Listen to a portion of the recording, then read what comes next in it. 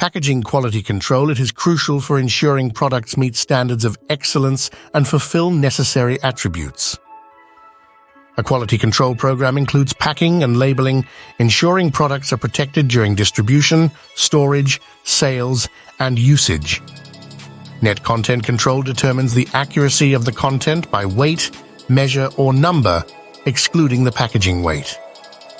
Packaging aims to provide physical protection, barrier protection, controlled atmospheres, efficient marketing, security, and convenience in distribution, handling, and usage. Primary packaging directly contacts the product. Secondary packaging groups primary packages. Tertiary packaging is for bulk handling and transport. Labeling promotes brand identification and provides product information, including contents, nutritional values, cost, usage methods, and shelf life. Mislabeling is considered criminal fraud.